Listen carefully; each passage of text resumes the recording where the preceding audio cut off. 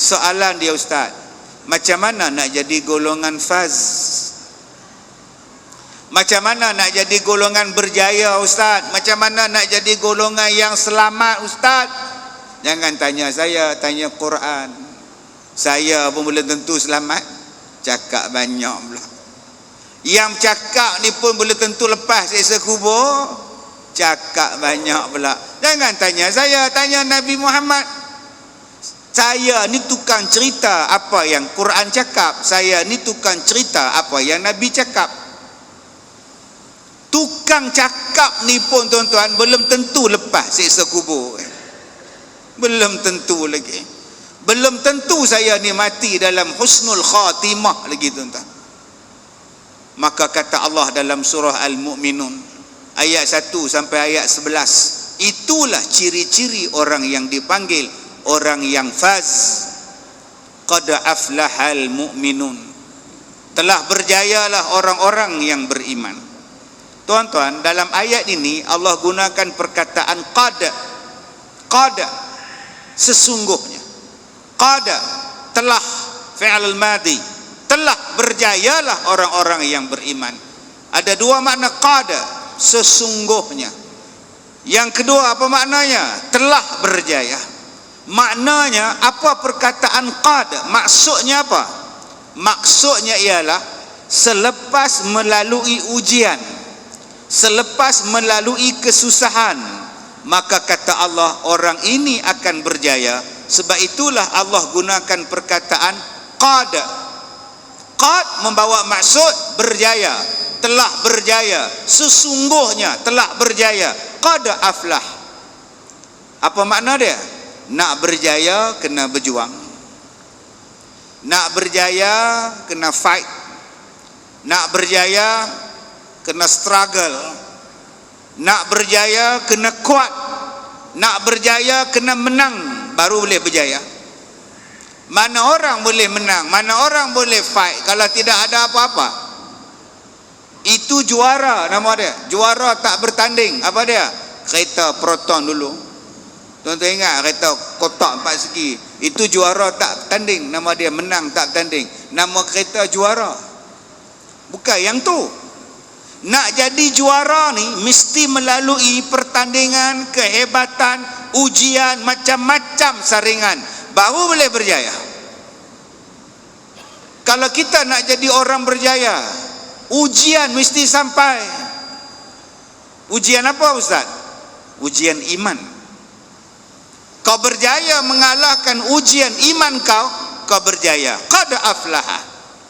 Berapa ramai yang gagal dalam ujian iman? Ujian iman dia gagal. Duduk di Malaysia jadi lelaki, bila pindah ke London sambung belajar, kawan dengan kawan-kawan orang putih, amalkan hidup cara barat bebas, ambil keputusan jadi perempuan, tukar nama dari laki, tukar nama jadi perempuan, potong rambut, simpan rambut macam perempuan, pakai baju macam perempuan. Balik ke Malaysia, orang ingat perempuan. Lepas mati baru orang ingat lah dia ni dulu laki. Buka balik rekod baru tahu lah dia ni lelaki. Pasal apa jadi perempuan? Siap menikah dengan jantan lagi. Gagal. Tapi dah meninggal, kita pandang baiklah, tu dia dengan Tuhan.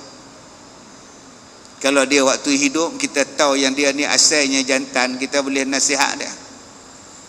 Tapi dah mati dah, tanam semua dah, baru tahu. Takkan nak pergi korek kubur pula, biar pergi kat dia. Tu dia dengan Tuhan. Ada orang tuan-tuan yang gagal dengan hawa nafsu, berjuang dengan hawa nafsu, ikut hawa nafsu habis. Saya pergi ceramah di tempat dadah. Satu budak isap dadah ni tuan-tuan pakai serban waktu dengar ceramah saya. Serban dia kemas pada saya. Habis-habis ceramah saya jumpa dengan dia. Dulu sekolah mana? Pondok di Kelantan. Nanti pasal apa masuk sini? Dadah, ustaz tanya pula. Lah dia jawab macam tu. Takkan isap benda lain, dadah ha. Tak yang kata pisah dadah tu pasal apa? Wah, yang mana? Kawan-kawan ajak, mula-mula saja try, lepas tu tak boleh Ustaz, tagih lah, mai duduk sini. Dia duduk sini buat apa? Jadi imam. Jadi imam pada geng isap dadah. Dia kalah dengan hawa nafsu tuan-tuan, isap dadah. Ada orang yang kalah ujian, dia kalah dengan apa? Dengan anak. At-Taghabun ayat 14. Dia kalah dengan anak, dia kalah dengan isteri, kalah. Allah sebut dalam surah At-Taghabun, berapa banyak anak dan isteri menjadi musuh pada suami dan bapa. Anak jadi musuh pada bapa, isteri jadi musuh pada suami, suami jadi musuh pada isteri dia. Dengan anak dia kalah. Allah Ta'ala sebut lagi dalam ayat lain, innama amwalukum wa auladukum fitnah. Dia kalah dengan apa? Kalah dengan harta. Jadi kedekut. Menengok Qarun, kalah dengan harta. Cuba tengok Firaun, kalah dengan kuasa. Saya sebut tanggang atau menipu pula. Cuba tengok tanggang, kalah dengan ujian isteri dia.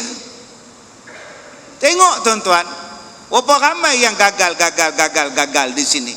Sebab itu Allah Ta'ala sebut perkataan qad. Macam mana mic ni? Asal saya kuat dia punya. Saya cakap slow-slow gitu tuan. Ya, sebelum tukar jubin haji, baik tukar mikrofon haji.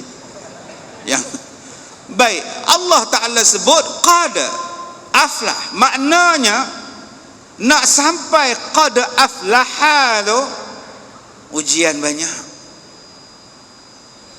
Ujian banyak tuan-tuan. Ni buku saya ni. Petua-petua saya ni. Kenapa saya tulis buku ni? Sebelum saya nak ceramah, sebelum saya boleh berceramah ni tuan-tuan, apa ujian yang tak sampai kat saya? Orang sihir, muntah darah saya.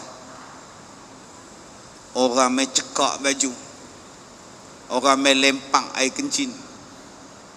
Orang main ugut, bawa asid, main simbah muka saya di rumah. Belum masuk fitnah ke? Belum masuk macam-macam nista kata. Aduh, Allah nak tengok saya sabar ke tak sabar. Kalau kau sabar, qad aflaha, kau berjaya. Perkataan qad itu maknanya selepas melalui pelbagai ujian. Sebab itu saya tulis buku ni, tujuan saya apa? Saya nak kongsi apa benda yang saya buat bila saya ditimpa dengan ujian.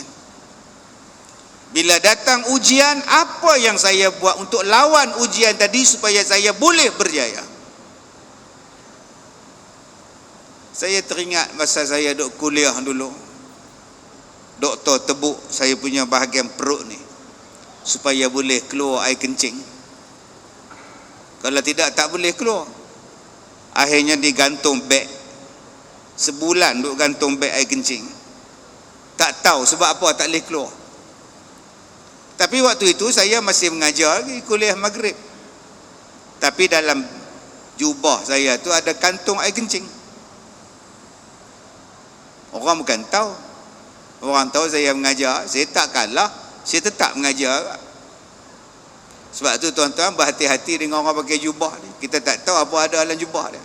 Tak tahu kantung najis apa semua ada. Saya pergi ceramah. Asal nak ceramah pingsan, asal pingsan ceramah. Saya tak mengalah. Berhenti ceramah malah. Bila nak jadi qad aflaha? Pergi juga ceramah, cari jalan macam mana aku nak keluar daripada rumah supaya tidak pengsan. Sebab bila saya nak keluar rumah aja nak pergi mengajar, pengsan. Orang angkat balik buah tak kata pula. Tunggu lagi setengah jam sedang balik. Besok nak pergi lagi, pengsan lagi, tak boleh mengajar. Saya tak mengalah, aku nak lawan juga. Ni setan punya ni. Akhirnya boleh mengajar. Yang ni yang saya tulis dalam petua-petua saya. Kalau benda tu jadi pada tuan-tuan, Asal nak meniaga, malah. Asal nak buka kedai, menyegan. Asal nak buka kedai, pengsan. Baca, ikut petua yang saya buat. Saya dah buat dah tuan-tuan. Alhamdulillah, dengan izin Allah terbukti. Sebab itu nak jadi orang berjaya, mana tu dia boleh berjaya? Dia mesti melalui fasa, frasa yang macam-macam. Yang macam-macam itulah Allah nak tengok macam mana kamu boleh jadi faz, selamat daripada neraka.